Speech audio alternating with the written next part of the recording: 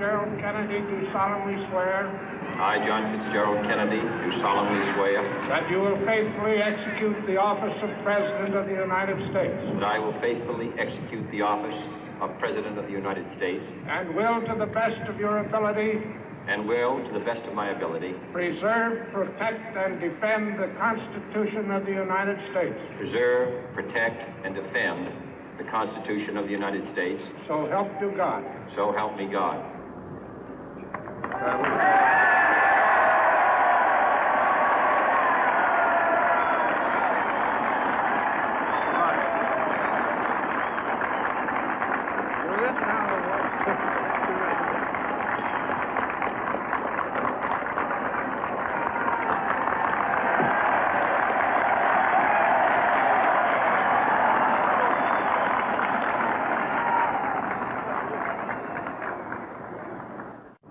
Vice President Johnson, Mr. Speaker, Mr. Chief Justice, President Eisenhower, Vice President Nixon, President Truman, Reverend clergy, fellow citizens.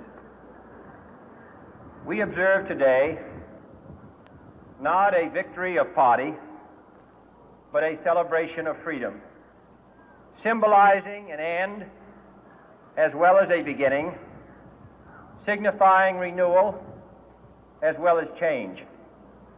For I have sworn before you and Almighty God the same solemn oath our forebears prescribed nearly a century and 3/4 ago. The world is very different now, for man holds in his mortal hands the power to abolish all forms of human poverty and all forms of human life. And yet the same revolutionary beliefs for which our forebears fought are still at issue around the globe. The belief that the rights of man come not from the generosity of the state, but from the hand of God. We dare not forget today that we are the heirs of that first revolution. Let the word go forth from this time and place to friend and foe alike that the torch has been passed to a new generation of Americans born in this century, tempered by war, disciplined by a hard and bitter peace, proud of our ancient heritage, and unwilling to witness or permit the slow undoing of those human rights to which this nation has always been committed and to which we are committed today at home and around the world.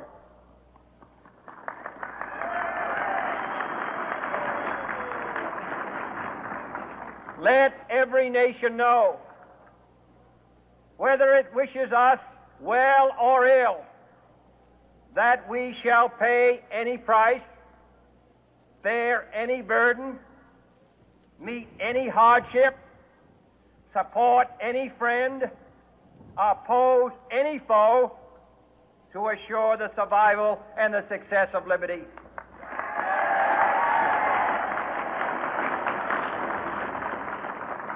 This much we pledge and more. To those old allies whose cultural and spiritual origins we share, we pledge the loyalty of faithful friends. United, there is little we cannot do in a host of cooperative ventures. Divided, there is little we can do, for we dare not meet a powerful challenge at odds and split asunder.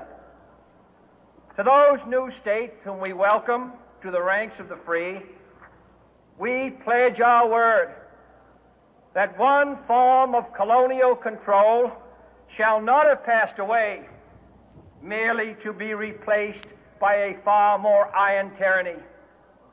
We shall not always expect to find them supporting our view, but we shall always hope to find them strongly supporting their own freedom, and to remember that in the past, those who foolishly sought power by riding the back of the tiger ended up inside.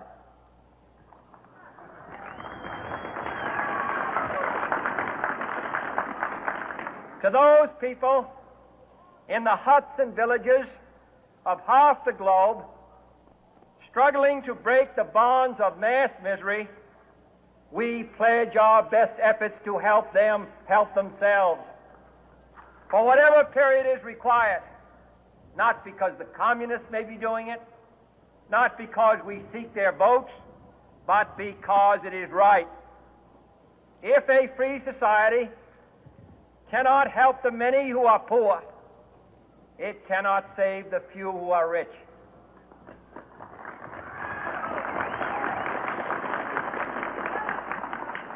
To our sister republics south of our border, we offer a special pledge to convert our good words into good deeds, in a new alliance for progress, to assist free men and free governments in casting off the chains of poverty. But this peaceful revolution of hope cannot become the prey of hostile powers. Let all our neighbors know that we shall join with them to oppose aggression or subversion anywhere in the Americas. And let every other power know that this hemisphere intends to remain the master of its own house.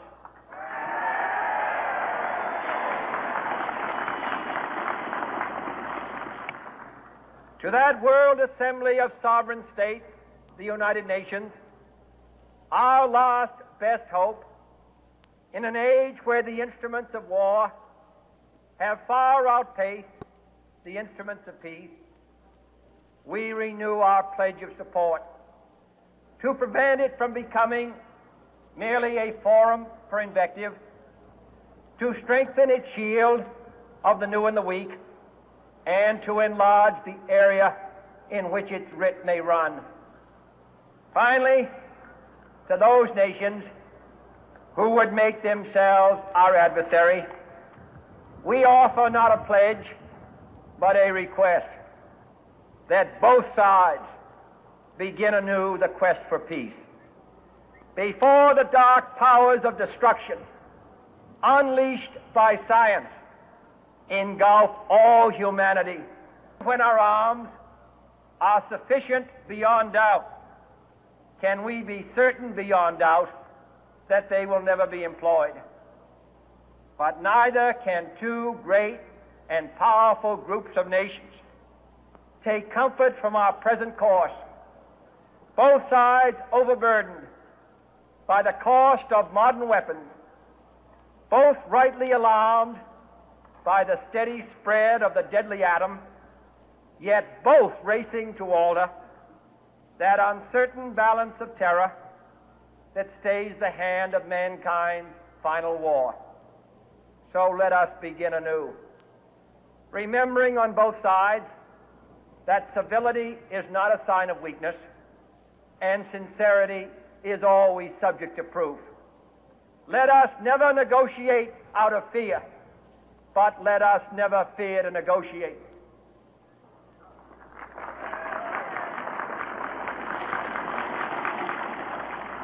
Let both sides explore what problems unite us, instead of belaboring those problems which divide us.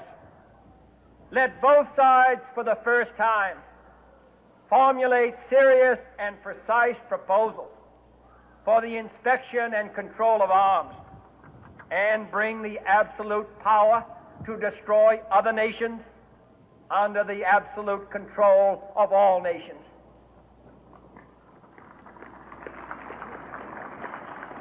Let both sides seek to invoke the wonders of science instead of its terrors. Together, let us explore the stars, conquer the deserts, eradicate disease, tap the ocean depths, and encourage the arts and commerce. let both sides unite to heed in all corners of the earth the command of Isaiah to undo the heavy burden and let the oppressed go free. And if a beachhead of cooperation may push back the jungle of suspicion, let both sides join in creating a new endeavor, not a new balance of power, but a new world of law, where the strong are just and the weak secure and the peace preserved. All this will not be finished in the first 100 days, nor will it be finished in the first 1,000 days, nor in the life of this administration, nor even perhaps in our lifetime on this planet. But let us begin.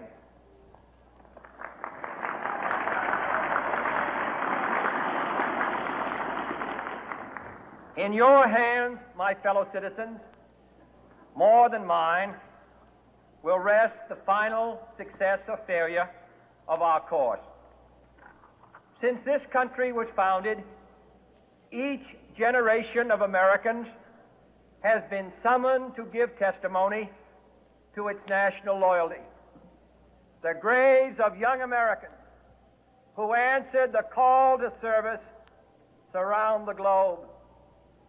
Now the trumpet summons us again, not as a call to bear arms, though arms we need, not as a call to battle, though in battle we are, but a call to bear the burden of a law in our country and all who serve it.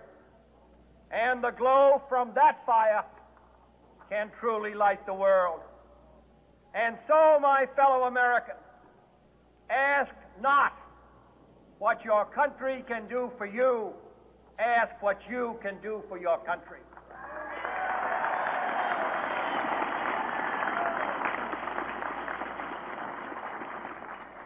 My fellow citizens of the world, ask not what America will do for you, but what together we can do for the freedom of man.